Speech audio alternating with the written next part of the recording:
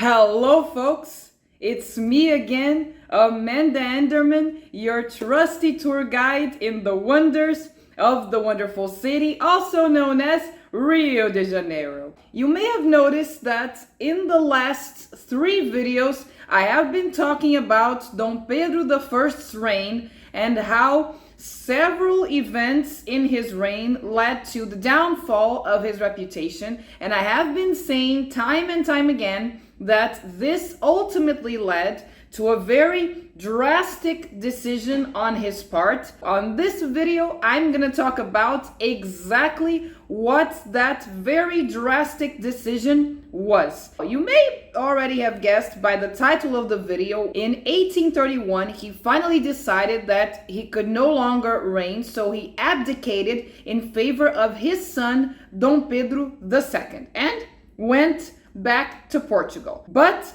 before I get right on to the theme of the video, I have to remind you that I'm currently offering walking tours through the city of Rio, and all of them are described on my website, which the link will be the description box below, as well as in the first fixed comment. So all you have to do is click there, text me via WhatsApp, make your reservations, and let's get to know the city of Rio in person, folks. With me, your trusty tour guide, of course. Without further ado, let's hop right on to the theme of the video. After the Brazilian version of the Night of Broken Glass, which I have talked about in the previous video, from that point, there was no fixing Dom Pedro II's reputation with the Brazilian people. So much so that the Brazilians came to the point of deciding that it was probably best for Brazil to become a republic. And may I remind you, these were the same Brazilians who were by Dom Pedro's side, who were supporting him as emperor in the independence. How the tables have turned. And even the press was preaching the sacred duty of resistance to tyranny. And everything lasted just a few days. Mind you, it was like that. In April 5th, 1831, Dom Pedro formed a ministry of marquises. But that wasn't nearly enough to fix anything. Because on the following day, April 6th, 1831, crowds gathered at the Campo de Santana, which then was called Campo da Aclamação. And this, by the way, is the same place where Dom João VI was proclaimed as king of the United Kingdom of Brazil, Portugal, and the Algarve.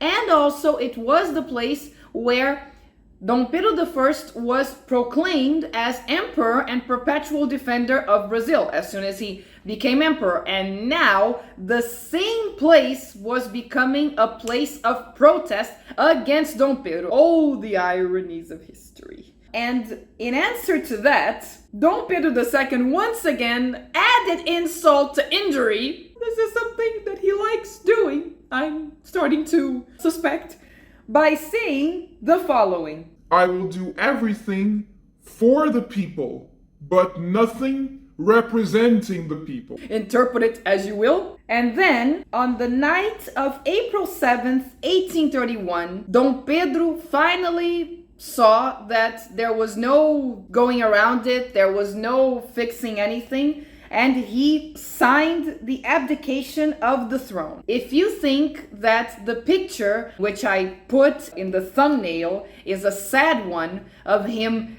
giving the abdication letter and young Dom Pedro II crying, sitting on the couch as he is doing this, actually, it would have been better if it were that way. Because in reality, father and son didn't get to say goodbye, to see each other one last time. That night, Dom Pedro I went into the rooms of each of his children, and oh, by the way, Dom Pedro II had quite a bit of sisters. He went to each one of their rooms, kissed each of them goodbye without waking them up, doing everything he could to hold back his tears. They didn't even wake up. In fact, the last time that they saw Dom Pedro I before going to bed that night was the last time that they would see him, because just a few short years later, he died while living in Portugal and he never came back to Brazil. And after this goodbye,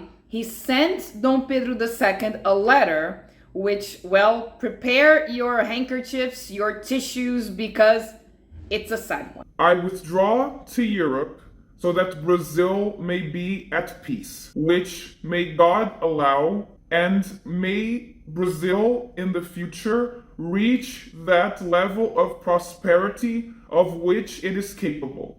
Goodbye, my beloved son. Receive your father's blessing, who withdraws without hope of ever seeing you again. Dom Pedro II sent another letter to the assembly in which he communicated that he was nominating José Bonifácio de Andrade Silva as tutor of all of his children, including and most especially Dom Pedro II. And he asked José Bonifácio to educate Dom Pedro II with the values of honor and patriotism. He left like a common thief, if you will. He left in the dark of the night because he was afraid that with the growing tensions, if anyone saw him in the streets, that they would attack him or something like that. So he took refuge in the British ship called Warspite, which you can see now in the screen, and which was waiting for him in the Caju beach. Don't forget, as I said in the beginning of the video, he abdicated in favor of his son Dom Pedro II, which at the time was only 5 years old. So in practice, he couldn't rule as an emperor just yet. But this is theme for future videos. So, as usual, I'll see you in the next video.